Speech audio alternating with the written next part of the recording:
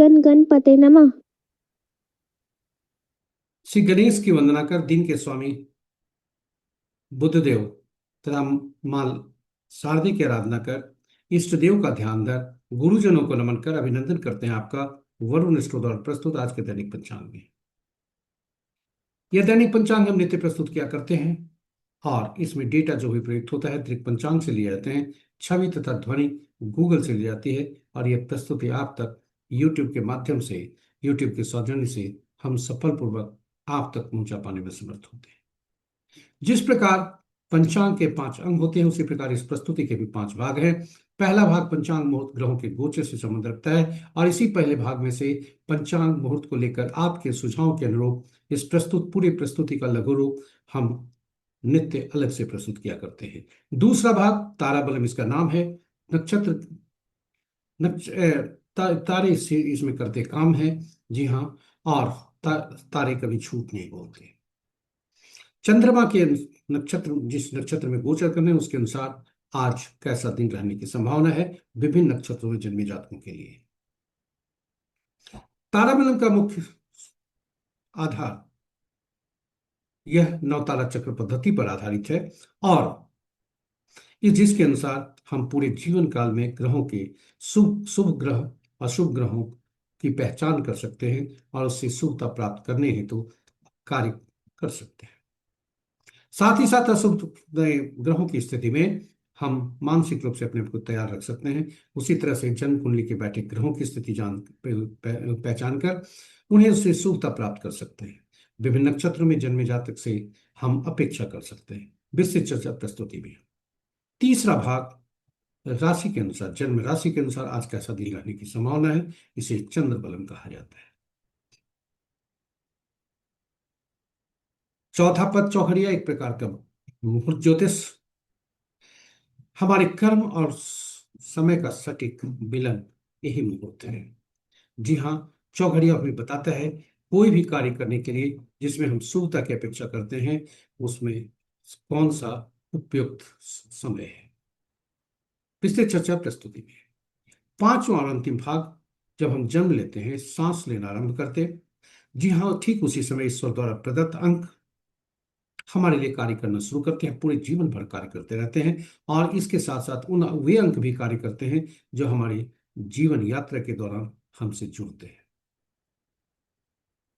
इसलिए अंकों को पहचानना, समझना, उन्हें याद रखना और उनके सही ढंग से उपयोग करके उससे शुभता प्राप्त करना, सकारात्मकता प्राप्त करना इस प्रस्तुति का विशेष उद्देश्य है। अंक कार्य करते रहते हैं। जी हाँ। साथ ही साथ अंक बोलते हैं। किसी भी माह के विभिन्न तिथियों को जन्मे जातक के लिए आज का दिन कैसा होगा यह भी इसी प्रस्तुति में। इस प्रकार पांचों भाग आपके लिए हम लेकर आए हैं, संजो कर लाए हैं, आपके लिए महत्वपूर्ण बना कर लाए हैं, आपके उपयोग के लिए। इसलिए हमसे बने, हमारे साथ बने रहिएगा, कहीं जाइएगा नहीं। हम आपके लिए यह विशेष प्रस्तुति लेकर आए हैं। यह पूरी प्रस्तुति आपके लिए महत्वपूर्ण होने वाला है। जी हाँ। यदि आप इस प्रस्तुति को पहली बार देख रहे हैं, चैनल को सब्सक्राइब करें, साथ ही साथ नोटिफिकेशन बटन को दबाना न भूलें ताकि हमारे हर प्रस्तुति की सूचना आपको मिल सके और आप उससे लाभान्वित हो सकें। पंचांग पर थोड़ी चर्चा करते हैं। पंचांग आम बोलचाल की भाषा में शुभ और अशुभ मुहूर्त जानने का एक माध्यम है, किंतु इसकी महत्ता हमारे जीवन में काफी है, उपयोगिता काफी है। यह काफी उपयोगी है, हमारे जीवन में अहम भूमिका अदा करता है। पंचांग के 5 अंग किस प्रकार हमें शुभता देते हैं। जी हाँ, तिथि श्री प्रदान करने वाला, वार दिन से हमारी आयु में वृद्धि, नक्षत्रों से पापों का नाश, योग रोगों को दूर करने में सहायक और करण कार्यों में सफलता, कार्य सिद्धि दिलाता है। अतएव इसे जागृत करने हेतु हमें प्रतिदिन पंचांग का स्मरण उठते ही करना चाहिए। जी हाँ। इसके लिए सबसे श्रेष्ठ होता है इस श्लोक का स्मरण। तिथि च श्रीकरम प्रोक्तम वारम आयुष्वर्धनम नक्षत्रम हरते पापम योगम रोग निवारणम कर्णम कार्य सिद्धिम च पंचांग फल मुक्तमम। और इसके बाद हम जो इसका स्मरण करते हुए हमें पंचांग का जो पुराणों में लिखा है श्रवण करना चाहिए। जी हाँ, पुराणों में ही लिखा है, पंचांग श्रवण मात्र से गंगा स्नान तो लाभ होता है। गंगा स्नान का तात्पर्य जलीय तत्वों से है, जलीय राशियों से है। जी हाँ, जलीय हमारे शरीर में 70% जलीय तत्व ये जागृत होती है, शुभ फल देती है। साथ ही साथ जन्म कुंडली की जलीय राशियां, जलीय राशियों में बैठे ग्रह और जलीय राशि के स्वामी भी शुभ प्रभावित होते हैं। इसलिए पंचांग का स्मरण के साथ साथ श्रवण करना चाहिए। यहीं तक ही नहीं, पंचांग हमें हमारे निर्णय क्षमता को सुदृढ़ करता है, आत्मबल बढ़ाता है। पंचांग प्रकृति और ब्रह्मांड की ऊर्जा के साथ संतुलन स्थापित करने में सहायक होता है, जिससे जीवन में शांति, समृद्धि और सकारात्मकता का संचार होता है। अतः पंचांग का अनुसरण करके हम अपने जीवन को अधिक सफल और समृद्ध बना सकते हैं। तो चलिए आइए पंचांग की महत्ता को समझते हुए हम इसे प्रतिदिन स्मरण, श्रवण और अनुसरण करें और अपने जीवन को सफल और समृद्ध बनाएं। साथ ही साथ साझा करें प्रस्तुति को अपने मित्रों, परिजनों तथा शुभेच्छुओं के संग, ताकि वे भी पंचांग का स्मरण, श्रवण और अनुसरण करके अपने जीवन में सुखता ला सकें और उनके इस प्रयास में हम सब एक माध्यम बनकर पुण्य के भागी बने। चलिए श्री राम का नाम लेते हुए, और जहां श्री राम होते हैं वहीं भाई हनुमान होते हैं, इनका नामोच्चारण करते हुए प्रस्तुति में चलते हैं। जय श्री राम। जय भाई हनुमान। स्वागत है आपका प्रस्तुति में। आज का दिनांक 15 अप्रैल 2026, माह बैसाख, पक्ष कृष्ण, शाका संवत 1947 12 भाव, विक्रम संवत 2083 सिद्धार्थी और कलयुग का 5127वां वर्ष।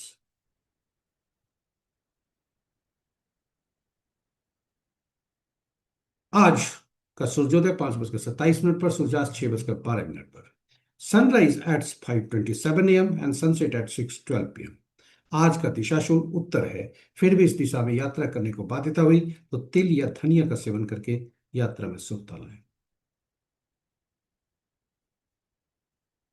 पंचांग के पांचों अंक इस प्रकार: वार बुधवार, तिथि रात्रि के 10:31 तक त्रयोदशी जो जया तिथि के अंतर्गत आता है, उसके बाद चतुर्दशी जो रिक्ता तिथि के अंतर्गत आता है। नक्षत्र अपराह्न 3:22 तक पूर्वा भाद्रा, उसके बाद उत्तरा भाद्रा। आज का दिन का शुरुआत पूर्वा भाद्रा के पद के तीसरे पद से, पूर्व भाद्रपद पद नक्षत्र के तीसरे पद से, जो कि प्रातः 9:37 तक रहता है। चौथा पद इसका अपराह्न 3:22 तक। आरंभ होता है उत्तरा भाद्रपद नक्षत्र का पहला पद, जो रात्रि के 9:05 तक रहता है। दूसरा पद देर रात्रि 2:45 तक, और तत्पश्चात तीसरा पद में हम कल सूर्योदय होता है। योग अपराह्न 1:25 तक ब्रह्म, इसके बाद इंद्र, करण दिन के 11:27 तक कौलव, तत्पश्चात रात्रि के 10:31 तक बने, और फिर विष्टि भद्रा। ये रहे हमारे पंचांग के पांचों अंग। महत्वपूर्ण मुहूर्त में जाने के पूर्व भोलेनाथ का वास देखते हैं। भोलेनाथ का वास कहाँ है और इसकी शुभता कैसी है, और ताकि, क्योंकि भोलेनाथ का वास इस पर, इनकी शुभता पर जो हम प्रतिदिन रुद्राभिषेक करना चाहते हैं तो उसकी शुभता निर्भर करती है। जय भोलेनाथ। ओम नमः ओम शिवाय। नमः शिवाय। कृष्ण पक्ष त्रयोदशी होने पर भोलेनाथ भोजन पर हैं और चतुर्दशी होने पर शमशान में है, दोनों अशुभ है। इसलिए आज आज रुद्राभिषेक का शुभ मुहूर्त नहीं है। चलिए चलते हैं भोलेनाथ को नमन करते हुए मुहूर्त की तरफ। ओम नमः शिवाय। ओम नमः शिवाय। महत्वपूर्ण मुहूर्त मुहूर्त की चर्चा जब करते हैं तो हमें गीता का यह इन ये पंक्तियों पर विचार करना चाहिए। हम सबका अधिकार केवल कर्म पर नहीं है, कर्म पर है, फल पर नहीं है। हम सॉरी हम थोड़ा सा स्लिप ऑफ टंग हुआ। हम सबका मनुष्य का अधिकार केवल कर्म पर है, फल पर नहीं है। यानी परिणाम हमारे हाथ में नहीं है। कर्म हमारे हाथों में, परिणाम हमारे हाथों में नहीं है। अतएव जिम्मेदारी के साथ कर्म करने के लिए सबसे अनुकूल मुहूर्त का चुनाव करना ही हमारी पहली सफलता है। जी हाँ, अनुकूल मुहूर्त का चुनाव करना ही हमारी पहली सफलता है, और यह मुहूर्त समय और कर्म का सटीक मिलन होता है। तो चलिए आइए चलते हैं मुहूर्त की तरफ। आज के महत्वपूर्ण मुहूर्त में, के शुभ मुहूर्त में सबसे प्रभावी अभिजीत मुहूर्त आज नहीं है। अमृतकाल प्रातः 7:37 से 9:10 प्रातः तक। विजय मुहूर्त अपराह्न 1:57 से 2:48 अपराह्न तक। गोधूली बेला संध्या 6:11 से 6:34 संध्या तक। और निशिता मुहूर्त देर रात्रि 11:27 से मध्य रात्रि 0:12 तक। रात्रि में किए जाने वाले पूजा पाठ जब तब साधना तंत्र मंत्र आदि के लिए निशिता मुहूर्त श्रेष्ठ हुआ करते हैं। अशुभ मुहूर्त में सबसे प्रभावी राहु काल दिन के 11:50 से 1:25 अपराह्न तक। गुलिक काल दिन के 10:14 से 11:50 दिन तक। यमगंड प्रातः 7:03 से 6:38 प्रातः तक। वर्ज मुहूर्त रात्रि के मध्य रात्रि के 0:25 से देर रात्रि 1:55 तक। भद्रा रात्रि के 10:31 से कल सूर्योदय के पश्चात प्रातः 9:25 तक। और पंचक आज सूर्योदय से 17 अप्रैल के दिन के दोपहर के 12:02 तक। ये रहे हमारे महत्वपूर्ण शुभ और अशुभ मुहूर्त। ग्रहों की आकाशीय स्थिति। स्थानीय समय पटना के 5 बजे प्रातः का सूर्यदेव मेष राशि में आकर उच्च के हो गए हैं। वहीं बुधदेव वहीं बुधदेव मीन राशि में नीच के हो गए हैं। चंद्रदेव मीन राशि में पहुंच चुके हैं और वहां पर शनिदेव पहले से ही है। मंगल देव भी मीन राशि में विराजमान है। इस प्रकार 4 महत्वपूर्ण राशियों का मिलन। इस प्रकार कहें अंश के अनुसार सूर्यदेव और चंद्रदेव वृद्धावस्था कमजोर अवस्था में है। मंगल देव अस्त हैं, शनिदेव भी अस्त हैं। और मित्र राशि में 3 ग्रह, शत्रु राशि में 2 ग्रह, सम राशि में 4 ग्रह हैं, अपनी राशि में कोई ग्रह नहीं है। सबसे ज्यादा ग्रह बृहस्पति की राशि में है। तत्पश्चात शनि और मंगल। बृहस्पति की राशि में 3 ग्रह, शनि और मंगल की राशि में 2-2 ग्रह। और चंद्र शुक्र की राशि में कोई ग्रह नहीं। शेष ग्रहों की राशियों में एक एक ग्रह है। नक्षत्र के अनुसार मित्र ग्रह के नक्षत्र में कोई ग्रह नहीं। शत्रु में एक, सम नक्षत्र के ग्रह में एक और स्व नक्षत्र में 5 ग्रह है। शनि देव के नक्षत्र में 3 ग्रह हैं, बृहस्पति देव के नक्षत्र में 2 ग्रह हैं, केतु देव के नक्षत्र में 2 ग्रह हैं, सूर्य चंद्र मंगल बुध के नक्षत्र में कोई ग्रह नहीं। शेष ग्रहों के नक्षत्र में एक एक ग्रह है।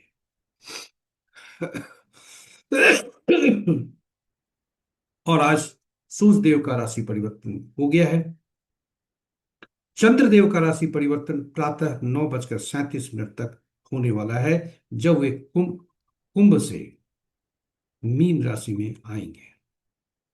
और तब वहां मिलन होगा मीन राशि में मंगल देव से, बुध देव से और शनि देव से।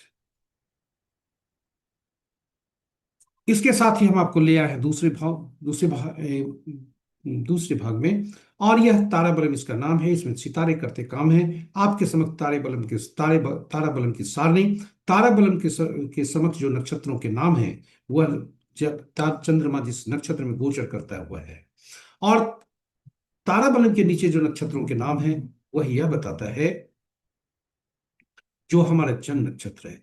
इसमें से हम चिन्हित करते हैं अपने जन्म नक्षत्र को और फिर हॉरिजॉन्टली हम बढ़ते हैं अपने नक्षत्र के लाइन में। और जहां भी चंद्रमा के गोचर से लाइन जो गिरती है वह दोनों का मिलन जो होता है वही आज का हमारा फल होता है। कुल 9 तरह के परिणाम हो सकते हैं।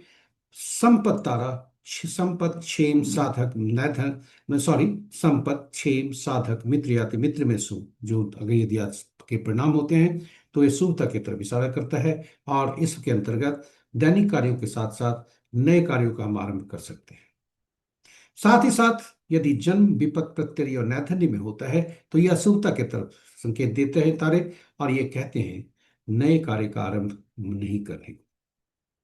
जी हाँ, तारा बलम का मुख्य सिद्धांत नवतारा चक्र पद्धति पर आधारित है। और नवतारा चक्र पद्धति यह कहती है कि ग्रहों के मन नक्षत्र होते हैं। नक्षत्र ही ग्रह का फल देते हैं, ग्रह फल नहीं देते। प्रश्न उठता है कुल 27 नक्षत्र, 9 ग्रह, कौन से नक्षत्र किन ग्रहों के फल देंगे? इसके लिए 27 नक्षत्रों को सूचीबद्ध किया जाता है। 9 नक्षत्रों की सूची बनाकर 3 श्रेणियों में रखा जाता है, जो इस प्रकार है। और ग्रहों को, नवग्रह, इन्हें सूचीबद्ध किया जाता है महादशा के क्रम में। केतु देव पहला ग्रह, दूसरा शुक्र, तीसरा सूर्य, चौथा चंद्रमा, पांचवा मंगल, छठा राहु, सातवां बृहस्पति, आठवां शनि, नौवां बुध। और इन्हें इस क्रम में रखते हुए पहला ग्रह का को स्वामित्व, केतु देव को स्वामित्व मिलता है पहले नक्षत्र का हर श्रेणी में से। यानी पहला 10वां 19वां नक्षत्र का स्वामित्व केतु देव को जाता है, दूसरा 11वां 20वां नक्षत्र का स्वामित्व शुक्र देव को, तीसरा 11वां और 20वां नक्षत्र का स्वामित्व, तीसरा 11वां 12वां सॉरी तीसरा 12वां और 21वां नक्षत्र का स्वामित्व सूर्य देव को। इस प्रकार 9वां 18वां 27वां नक्षत्र का स्वामित्व बुध देव को जाता है। यह सारणी इस प्रकार बनती है और यह सारणी काफी महत्वपूर्ण है। इसमें से हम चिन्हित करते हैं फलित करने हेतु उस नक्षत्र को जिस नक्षत्र में हमारा जन्म है, और उससे हम संबंधित नक्षत्र स्वामी को पकड़ते हैं, जो कि हमारा पहला ग्रह बनते हैं। और हमारी जीवन की यात्रा यहीं से आरंभ होती है और घड़ी की सुई की दिशा में आगे बढ़ते हुए बुध तक गणना करते हैं, फिर पुनः केतु से यात्रा आरंभ करते हुए जो हमारा जन्म ग्रह बनता है पिछले ठीक उसके पिछले भाव में जाकर हम वहां पर रुकते हैं। इस प्रकार ये हमारे नक्षत्रों के ग्रहों की गणना होती है। जो जन्म ग्रह बनता है यह बहुत ही महत्वपूर्ण होता है और यह जन्म ग्रह हमारे लिए विशेष होता है, क्योंकि जीवन की यात्रा यहीं से आरंभ होती है। ये मुख्य ग्रह बनते हैं और यहां से जब हम आगे बढ़ते हैं, क्योंकि इसी ग्रह की दशा महादशा में हमारा जन्म होता है। जो हमारा जन्म ग्रह होता है जिसमें चंद्र जिस जो जो नक्षत्र में हमारा जन्म होता है वो इसी ग्रह उसी नक्षत्र स्वामी के दशा महादशा में हमारा जन्म होता है। यानी पहला जन्म ग्रह जो बना उसी की दशा महादशा में हमारा जन्म हुआ। और यहां तक कि पिछले जन्म में मृत्यु भी इसी ग्रह की महादशा में होती है। इसे कैसे जाने, इसके लिए जन्म कुंडली को देखें। जन्म कुंडली में विंशोत्तरी दशा को एक उदाहरण से हम स्पष्ट करने का प्रयास करते हैं। जातक का जन्म चंद्रमा मकर राशि में थे उस समय, यानी मकर राशि में हुआ है, और उस समय जो नक्षत्र था उत्तराषाढ़ नक्षत्र, जिसके स्वामी सूर्यदेव बनते हैं। सूर्यदेव का जो दशा अवधि है वह 6 वर्षों की है, जिसमें जातक अपने पिछले जन्म में 4 वर्ष 15 दिन भोग चुके हैं। अब इस जन्म में उसे 1 वर्ष 11 महीना 5 दिन भोगने हैं। इस प्रकार जिस महादशा में हमारी पिछले जन्म में मृत्यु होती है उसी महादशा में जन्म भी होती है। और चूंकि इस ग्रह का संबंध, पहले ग्रह का संबंध पिछले जन्म के मृत्यु इस जन्म के जन्म से भी होता है, इसलिए इस ग्रह को पीड़ा की श्रेणी में रखा जाता है। और यहीं से गणना आरंभ होती है। पहला ग्रह पीड़ादायक, जी हाँ। और उसके बाद घड़ी की सुई की दिशा में आगे बढ़ते हुए पहला, तीसरा, पांचवा, सातवां ग्रह जो बनते हैं वे पीड़ादायक होते हैं। दूसरा, चौथा, छठा, आठवां, नौवां जो ग्रह होते हैं वे शुभ फलदायी होते हैं। और जैसे जैसे इनकी क्रम संख्या बढ़ती है वैसे वैसे इनकी शुभता और अशुभता की जो मात्रा है वह भी बढ़ती है, इंटेंसिटी बढ़ती है। इस प्रकार हम पूरे जीवन काल के लिए हम कौन से ग्रह शुभकारी होंगे, कौन से अशुभकारी होंगे, इसकी पहचान हम कर पाते हैं। कौन सा दशा अंतरदशा किसकी ग्रह की शुभ होगी यह भी हम जान जाते हैं, और कहाँ हमें बाधा मिलेगी, चुनौती मिलेगी यह भी जान जाते हैं। और ऐसी स्थिति में क्या हम जब शुभ ग्रहों की स्थिति जान गए तो क्या योजनाबद्ध तरीके से हम शुभ कार्यों का निष्पादन करके शुभता सुनिश्चित नहीं कर सकते? कर सकते हैं। वहीं अशुभ ग्रहों की स्थिति में हम अपने आप को मानसिक रूप से तैयार होते हैं चुनौती का सामना करने के लिए, जो अंत तो गत्वा शुभकारी होता है।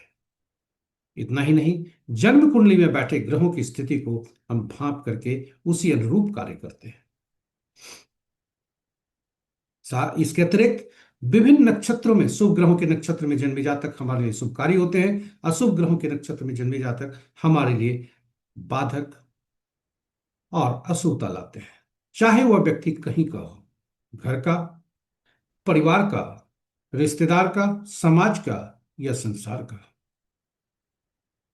वहीं या हमारे कार्यस्थल का या व्यवसाय स्थल का। वहीं यदि शुभ ग्रह हमारे होते हैं कि नक्षत्र में जन्मे जातक हमारे लिए शुभता लाते हैं। उदाहरण स्वरूप दूसरा ग्रह संपत्ति का बनता है। संपत्ति ग्रह में जन्मे जातक से यदि बिजनेस पार्टनरशिप की जाए तो संपत्ति का लाभ होने की संभावना है। इसलिए यह नवतारा चक्र पद्धति काफी उपयोगी है, और इसकी उपयोगिता को देखते हुए हमने YouTube पर अलग से वीडियो भी रखा है, जिसमें भगवान राम, मां सीता तथा भाई हनुमान की जन्म कुंडली की चर्चा की है। आप उसे देखें और लाभान्वित हों। वापस चलते हैं आपको लेकर ताराबलम पर। ताराबलम पर वापस आते हैं और आज का नक्षत्र का स्थिति देखते हैं। आज का चंद्रमा शतभिषा नक्षत्र के पहले भाग में शतभिषा, उसके बाद पूर्वा भाद्रपद। और जब इस स्थिति को देखकर आज जो चंद्रमा अशुभता देने वाले हैं वह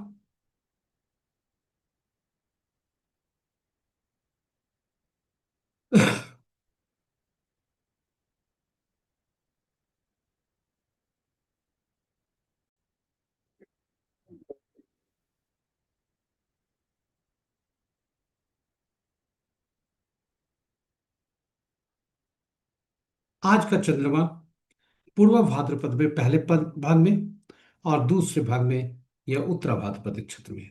आज जो अशुभता स्थिति है वह अश्विनी माला माघा और मूला के नक्षत्र में जन्मे जातकों के लिए पहले भाग में, और भरणी पूर्वा फाल्गुनी पूर्वाषाढ़ नक्षत्र में जन्मे जातकों के लिए दूसरे भाग में। अश्लेषा ज्येष्ठ और रेवती नक्षत्र में जन्मे जातक के लिए आज का दोनों भाग महत्वपूर्ण है, शुभ है। इसके साथ ही हम आप ये देखें कि अपने अपने नक्षत्रों के जन्म, अपने अपने जन्म ग्रह नक्षत्र से अपने अपने ग्रहों के अपने शुभ जो तारों का के गोचर का न तारा बलन के अनुसार जो शुभता और अशुभता की स्थिति है इसे पहचानें और उसी अनुरूप में काम करें। जहां भी अशुभ स्थिति है दैनिक कार्य में सावधानी और नए कार्यों का आरंभ न करें, और जहां जहां शुभ स्थिति है वहां भी नए कार्यों का आरंभ कर सकते हैं। इसके साथ ही हम आपको तीसरे भाग में ले चलते हैं। जी हाँ, आज 9:37 पर चंद्रमा कुंभ से मीन राशि में जाएंगे। चंद्रबलम इसका नाम है, और चंद्रमा के अनुसार एक गोचर के अनुसार इसे हम फलित करते हैं। यह चंद्रमा चंद्र जिस राशि में होता है उसके अनुसार देखा जाता है, लग्न या अन्य लग्न के लग्न या अन्य राशियों के अनुसार नहीं। देखते हैं चंद्रमा जब कुंभ राशि में जब तक हैं तब तक मेष, वृषभ, सिंह, कन्या और कुंभ राशि के लिए प्रातः 9:37 तक शुभता की स्थिति है। वहीं उसके पश्चात वृषभ, मिथुन, कन्या, तुला, मकर और मीन राशि के जातक के लिए शुभता की स्थिति है। शेष राशि के जातकों के लिए शुभता की स्थिति नहीं है। इसके साथ ही हम आपको ले चलते हैं अब चौथे भाग में, चौघड़िया में।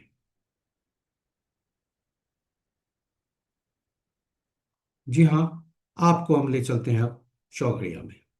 चौघड़िया एक प्रकार का मुहूर्त ज्योतिष,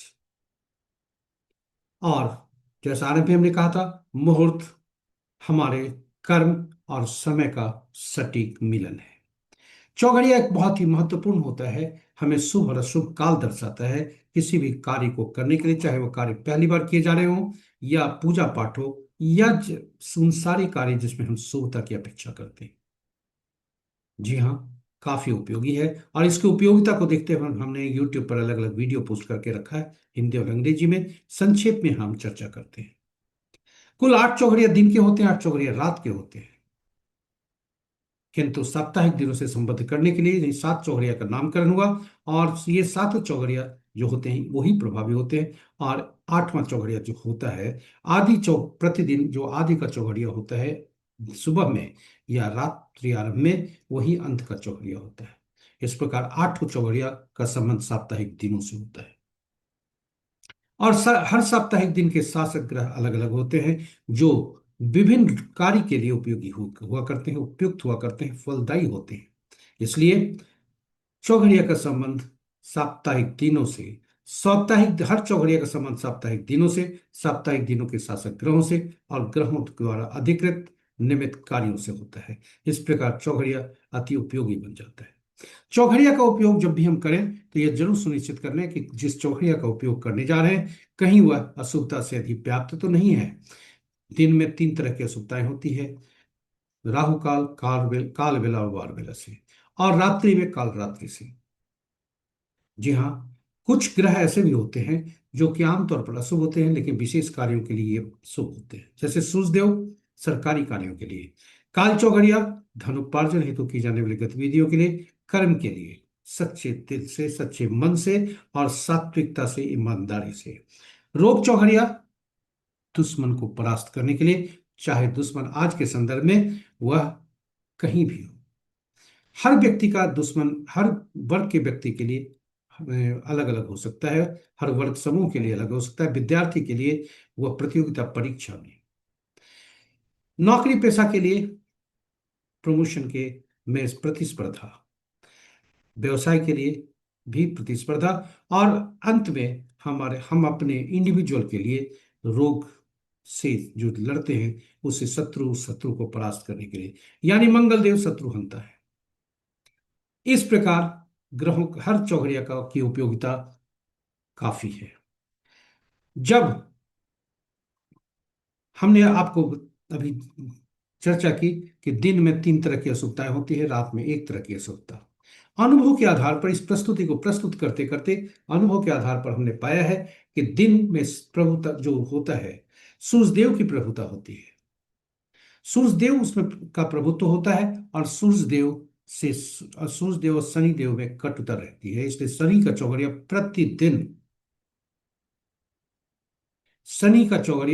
प्रतिदिन वह काल बेला से ग्रसित होता है। वहीं रात्रि का चौघड़िया, रात्रि में चंद्रमा का प्रभुत्व, चंद्रमा से बुध देव नाराज, इसलिए बुध का चौघड़िया प्रति रात काल रात्रि से ग्रसित होता है। इस प्रकार हम चौघड़िया का उपयोग कर सकते हैं। यह अनुभव के आधार पर अभी इस प्रस्तुति को प्रस्तुत करते करते हमने जाना है, अनुसंधान में पाया है, जो हम आपसे चर्चा कर रहे हैं, कहीं किताबों में नहीं है। आप पूरे चौघड़िया का 7 दिनों के चौघड़िया को देख सकते हैं और देखकर इसे समझ सकते हैं। चलिए, आज का चौघड़िया क्या कहता है। आज का दिन, बुध का दिन, लाभ चौघड़िया से दिन आरंभ है, लाभ चौघड़िया से दिन समाप्त है, और अमृत चौघड़िया जो 7:03 से 8:39 तक है, वह वार बेला से ग्रसित है।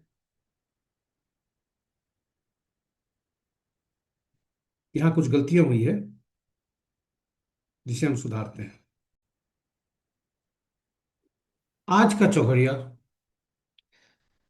8:39 से 10 लाभ चौघड़िया से दिन आरंभ है, लाभ चौघड़िया से दिन समाप्त है, और 8:39 से 10:14 तक काल चौघड़िया है, जो कि काल बेला से ग्रसित है, और रोग चौघड़िया जो 11:50 से 1:25 तक है, वह राहु काल और वार बेला से ग्रसित है। त्रुटि के लिए हम क्षमा प्रार्थी हैं। वहीं रात्रि का चौघड़िया, लाभ चौघड़िया 2:38 से 4:03 तक है, वह काल रात्रि से ग्रसित है।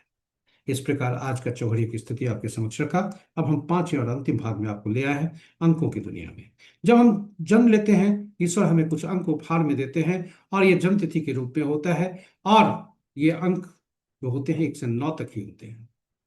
जी हाँ, 1 से 9 तक ही होते हैं, सिंगल एकल अंक होते हैं। और सांस जैसे आरंभ होता है हमारे जीवन में, हम सांस लेना जैसे आरंभ करते हैं, उसी समय से ये अंक कार्य करने लगते हैं।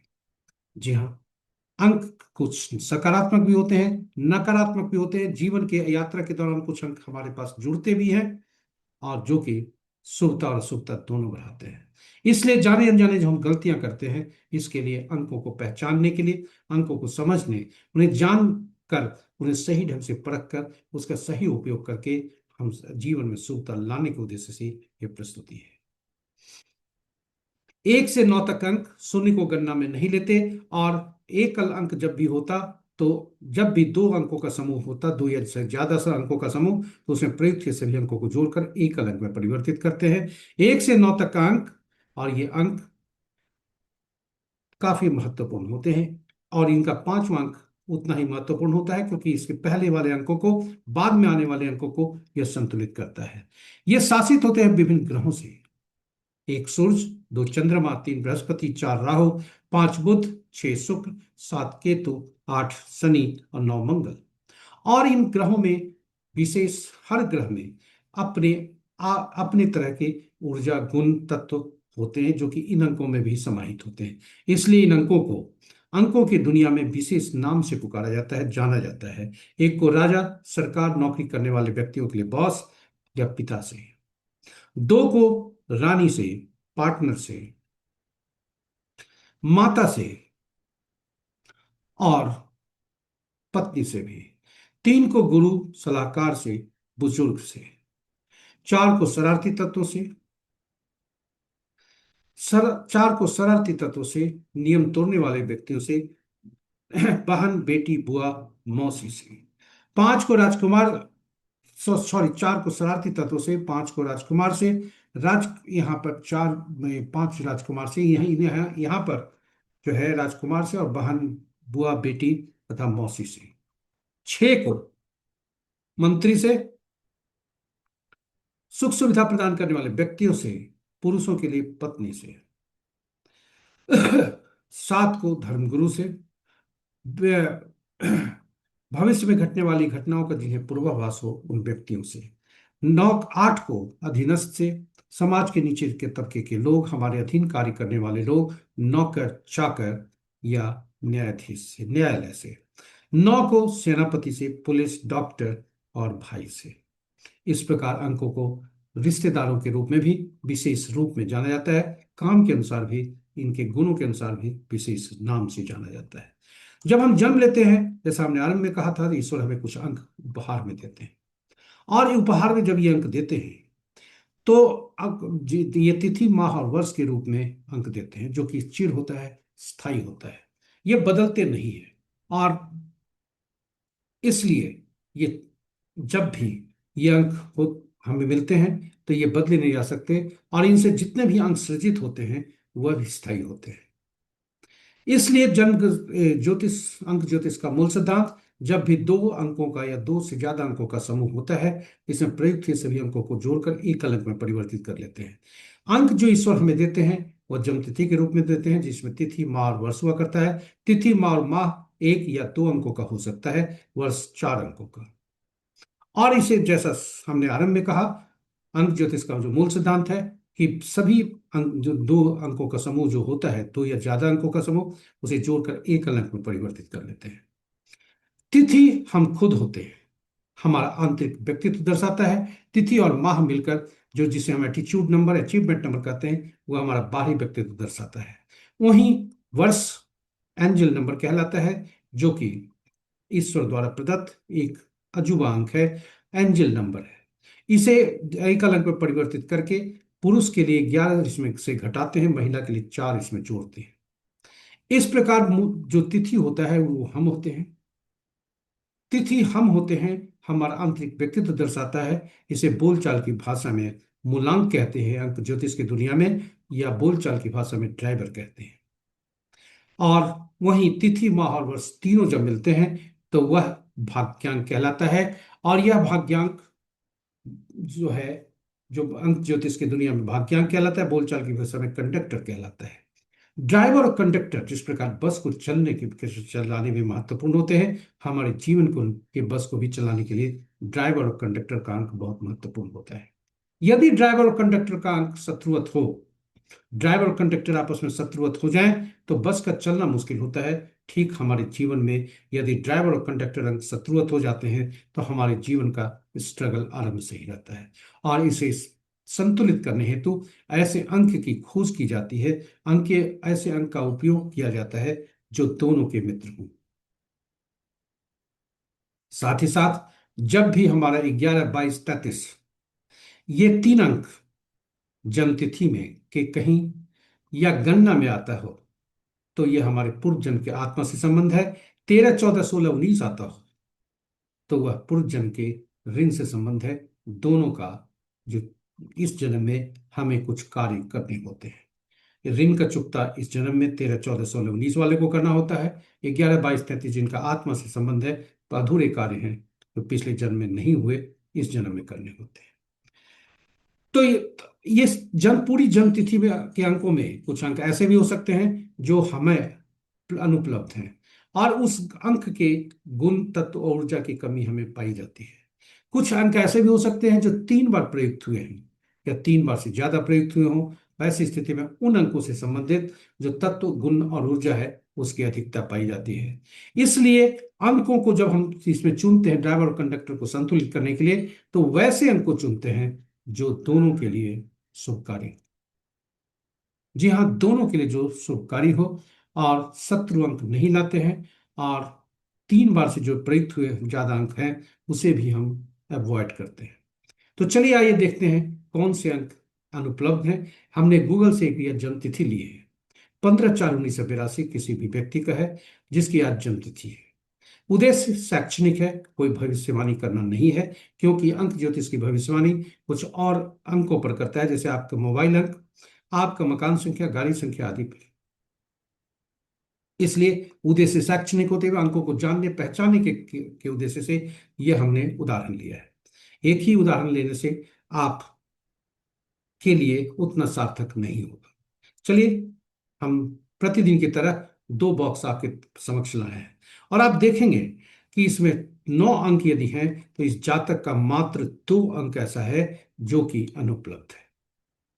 सभी अंक जातक के पास है, और 9 और 1 अंक ऐसे हैं दो की 9 और अंक 1, ये 2 अंक ऐसा है जो 2 बार प्रयुक्त हुआ है, तीसरा बार प्रयुक्त नहीं हुआ है। इसलिए 4 3 8 5 2 6 ये प्रयुक्त हो सकते हैं जातक के लिए।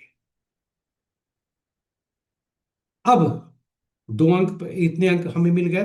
अब हमें देखना है कि इन जातक का स्रोत कहां से होगा। तो स्रोत, जैसा हम सभी पूर्व की प्रस्तुति में बोल चुके हैं, उस पर प्रकाश डाल चुके हैं।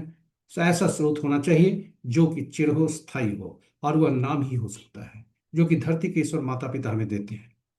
ये बदलते बार बार नहीं है, इसलिए नाम अंक जो होता है महत्वपूर्ण होता है। और नाम में जो आपका दुविधा होती है, ये अंक कहाँ से आया, अक्षर होते हैं नाम में। जी हाँ, इन अक्षरों के अंकीय मूल्य भी हुआ करते हैं, और इसलिए नाम में जो प्रयुक्त हुए अक्षर, उनका अंक को उनके अंकीय मूल्य से परिवर्तित कर हम नामांक निकालते हैं।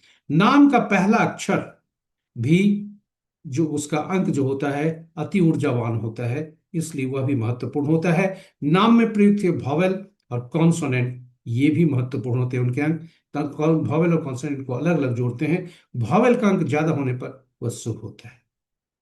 यह सभी चर्चा इसलिए की जा रही है कि आप जब भी किसी व्यक्ति का नामकरण करें तो यह जरूर देखें कि यह उनके ड्राइवर और कंडक्टर से, बच्चे का ड्राइवर और कंडक्टर से मेल खाता हो, साथ ही साथ वॉवेल ज्यादा हो, कॉन्सोनेंट कम हो, नाम का पहला अक्षर ड्राइवर और कंडक्टर का शत्रुवत नहीं। तो चलिए आज अब देखते हैं ये जातक का जिसकी जन्म तिथि आज है। ये राकेश कुमार है, ये कबड्डी प्लेयर है। इनके लिए देखें, सभी अंक महत्वपूर्ण हैं, सभी अंक आए हुए हैं, केवल 2 अंक नहीं है, और सभी अंक संतुलित एक तरह से है। नाम का पहला अक्षर 2 दे रहा है, और नामांक इनका 6 दे रहा है, जो कि मूलांक है इनका। तो चलिए आइए शत्रु अंकों को पहचानते हैं। इन्हें हार्दिक बधाई जन्म तिथि पर। और इनका भावेल 4 दे रहा है, कॉन्सोनेंट 2 दे रहा है, जो कि 4 अंक ज्यादा है भावेल, यह भी शुभ है। शत्रु अंक 1 के 8, 2 के 4, 6 8 9, 3 के 6, 4 के 8 9, 4 2, 5 के कोई नहीं, 6 के 3 और 9, 7 का 7 9 3, 8 का 1 2 9 4 8, 9 का 6 4 2 8। अब इस जातक का जो मूलांक का भाग्यांक है, ड्राइवर और कंडक्टर है, ये 6 और 3 है, जो कि दोनों शत्रुवत है। नाम भी 6 पर आया, जो कि भाग्यांक का शत्रु है। और साथ ही साथ यदि हम नाम का जो पहला अक्षर है 2, यह देखें तो यह दोनों 2 के शत्रु 6 जरूर है, लेकिन 6 के शत्रु 2 नहीं है।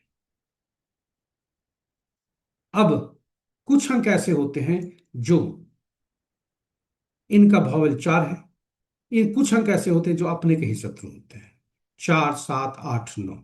इसलिए इनका रिपीटेशन होना कहीं भी श्रेयस्कर नहीं होता, चाहे वह जीवन के किसी दौर पर हो, मोबाइल, गाड़ी संख्या आदि से सभी में हम शौकवश ले आते हैं रिपीटेड नंबर, जो कि नुकसानदायक होता है, क्योंकि ये अपने के ही पहले दुश्मन होते हैं, बाद में इनके कोई और दुश्मन होते हैं। इसलिए इससे परहेज किया जाए। आपके इसके समक्ष हमने अंक अक्षरों की सूची रखी है जो शत्रु अक्षर हैं विभिन्न अंकों के, और इसके साथ ही हम आपको ले चलते हैं पर्सनल ईयर, ये कार्य करते हैं, साल के बारे में बताता है। तो इनका जो एज है, उम्र है, रनिंग एज 8 दे रहा है। और पर्सनल ईयर को निकालने के लिए जैसे इनकी जन्म तिथि 15/4/1982 है, इसमें से वर्ष को निकाल दिया और 2026 वर्ष, जो 26वां वर्ष है, वर्तमान वर्ष, वो रखा। और फिर सभी अंकों को जोड़कर भाग्यांक जैसे निकालते हैं वो निकलता है। रनिंग एज और ये दो अंक जो भाग्यांक निकला इसका, ये आपस में शत्रुवत है। 2 के 8 देखिए शत्रुवत है, 8 के 2 भी शत्रुवत हैं। इतना ही नहीं, यदि 2 को देखा जाए तो इसके शत्रु 6 भी हैं। और वहीं 8 के शत्रु, 6 के शत्रु 9 हैं, लेकिन 9 नहीं आ रहा है। और